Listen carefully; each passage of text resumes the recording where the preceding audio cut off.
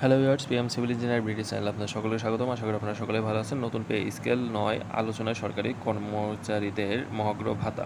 হ্যাঁ ভিউয়ার্স, কালের কণ্ঠের একটি প্রতিবেদনে এই বিষয়ে মূলত আলোচনা করা হয়েছে।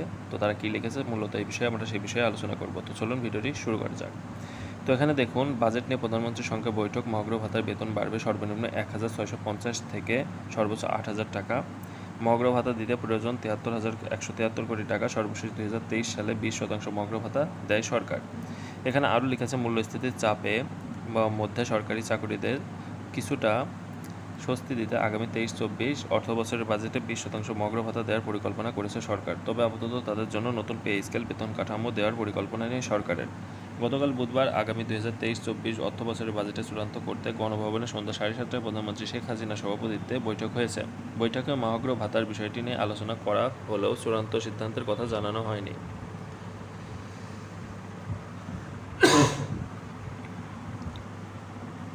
আগামী রবিবার আবারও আলোচনা হতে পারে। বৈঠকে করের আওতা বাড়ানো নিয়ে আলোচনা করা হয়েছে বলে জানা গেছে। আগামী জাতীয় সংসদে 1 জুন আগামী 2023-24 অর্থবছরের বাজেটে উত্থাপন করবেন অর্থমন্ত্রী আহম মুস্তফা কামাল। রেওয়াজ অনুযায়ী বাজেট চূড়ান্ত করার আগে প্রধানমন্ত্রীর সঙ্গে বাজেট তৈরির সঙ্গে সংশ্লিষ্ট ব্যক্তিদের আলাদা বৈঠক হয়। বৈঠকে প্রধানমন্ত্রীর দিক নির্দেশনা নেওয়া হয়।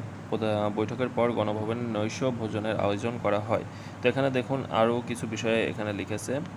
তো মহার্ঘ ভাতা দিতে কত টাকা প্রয়োজন? জনপ্রশাসন মন্ত্রণালয়ের তথ্য অনুযায়ী দেশের সরকারি চাকরিজীবীদের 14 লাখের কিছু বেশি স্বায়ত্তশাসিত সামরিক ও বেসামরিক কর্মচারীদের এমপিওভুক্ত শিক্ষকসহ এই সংখ্যা প্রায় 22 লাখ। এ সংখ্যক কর্মকর্তাদের বেতন ভাতা দিতে 2022-23 অর্থবছরের সংশোধিত বাজেটে বেতন ভাতার জন্য মোট বরাদ্দ ছিল 73,173 কোটি টাকা। আসন্ন অর্থ বছরে বেতন ভাতা খাতে 77,000 কোটি টাকা বরাদ্দের প্রকল্পন করেছে অর্থ বিভাগ। অর্থ বিভাগের কর্মকর্তাদের বলেছেন, মহার্ঘ ভাতা শুধু মূল বেতনের উপর দেওয়া হবে। সে হিসেবে সবাইকে 10% হারে দিলে 4,000 কোটি টাকা, 15% হারে দিলে 6,000 এবং 20% হারে দিলে 8,000 কোটি টাকার প্রয়োজন হতে পারে। যেহেতু মহার্ঘ ভাতা মূল বেতনের সঙ্গে যুক্ত হয় না, ফলে তাদের বাড়ি ভাড়া ভাতাসহ অন্য কোনো ভাতার হেরফের হবে না। এখানে দেখুন মহার্ঘ ভাতায় কত টাকা বেতন বাড়বে। অর্থ মন্ত্রণালয়ের সংশ্লিষ্ট শাখার কর্মকর্তারা বলেছেন, মহার্ঘ ভাতায় বাড়ি ভাড়া বাড়ে না। এক্ষেত্রে নির্ধারিত সিলিং তৈরি করে শুধু মূল বেতন বাড়ানো হয়। সর্বশেষ জাতীয় বেতন স্কেলের আওতাভুক্ত চাকরিজীবীদের মূল বেতনের 10 থেকে 20% হারে বাড়ানো হবে। যদি 20% বৃদ্ধি পায় তাহলে একজন সরকারি কর্মচারীর বেতন সর্বনিম্ন বাড়বে 1,650 থেকে সর্বোচ্চ 8,000 টাকা। সর্বশেষ 2023 সালে 20% মহার্ঘ ভাতা দেয় সরকার। এখানে দেখুন তারা আরও লিখেছে, 7,65,000 কোটি টাকার বাজেট কি থাকছে?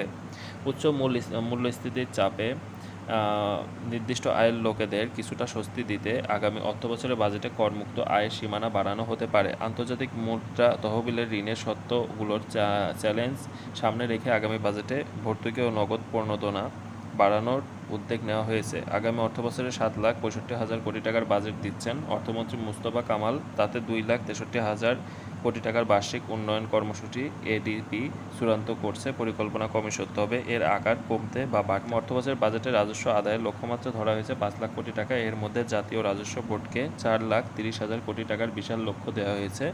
এটি চলতি অর্থবছরের লক্ষ্য থেকে 60,000 কোটি টাকা বেশি। তবে করদাতাদের কিছুটা স্বস্তি দিতে করমুক্ত আয়ের সীমা বাড়িয়ে 3,30,000 টাকা থেকে 3.5 লাখ টাকা পর্যন্ত করা হতে পারে। বর্তমানে করমুক্ত আয়ের সীমা 3 লাখ টাকা। এদিকে 2 বছর ধরে প্রতি বছরই কর্পোরেট কর কমানো হয়েছে। এবার এই কর কমানো নাও হতে পারে। ঠিক আছে। তো এখন দেখুন এখানে আরও লিখেছে, এদিকে আগামী অর্থবছরে প্রবৃদ্ধির হার 7.5% করা হচ্ছে। আর দেশের জিডিপির আকার 50,06,672 কোটি টাকা করা হচ্ছে। মূল্যস্ফীতির হার 6.5 থেকে 6.6% মধ্যে রাখার পরিকল্পনা রয়েছে অর্থমন্ত্রী। তার বিনিয়োগ জিডিপির 33.8% উন্নতি করার পরিকল্পনা রয়েছে। এর মধ্যে সরকারি বিনিয়োগ 6.4% এবং বেসরকারি বিনিয়োগ 33.8% প্রকলন করা হয়েছে। তো এই ছিল মূলত আজকের ভিডিও। কালের কণ্ঠের প্রতিবেদনে এই বিষয়ে লিখেছে যে বাজেট কবে হবে এবং বাজেট কবে কী থাকছে মগ্র ভাতার বিষয়ে সরকারি চাকরিজীবীদের জন্য। তো এই ছিল মূলত আজকের এই ভিডিও। যারা এই ভিডিওতে এখনও লাইক করেননি, যদি ভিডিওটি ভালো লাগে অবশ্যই ভিডিওতে লাইক করবেন এবং আমাদের চ্যানেলটি নতুন দর্শক হলে অবশ্যই চ্যানেলে সাবস্ক্রাইব করবেন। সকলকে অসংখ্য ধন্যবাদ এতক্ষণ আমাদের সাথে থাকার জন্য।